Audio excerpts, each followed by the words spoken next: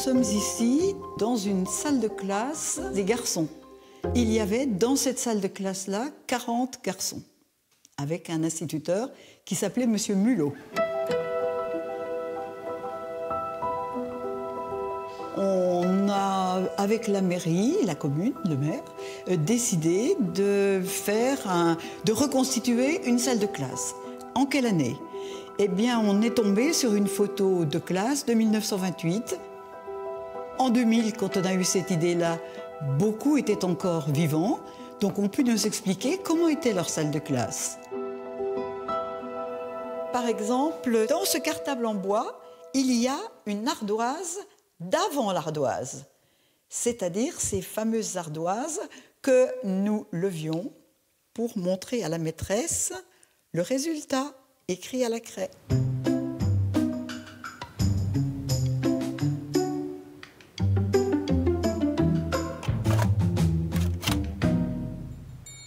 Avec les amis de Château-Chalon, avec les habitants du village, on a fait les puces, les brocantes, les caves, les greniers, etc. pour arriver à amasser un stock de matériel pédagogique.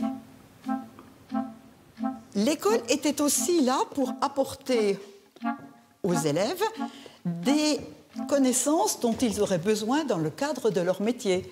Ils allaient être agriculteurs, ils allaient être vignerons, et ils avaient besoin de savoir utiliser des produits chimiques pour amender les terres ou pour traiter les maladies. Ici, on a par exemple le sulfate de cuivre qui servira bien sûr à sulfater la vigne. Les emplois du temps étaient très normalisés, c'est-à-dire que le matin, on arrivait, on faisait du champ, et puis ensuite, on commençait par la sacro-sainte leçon de morale. Mettre les points sur les i.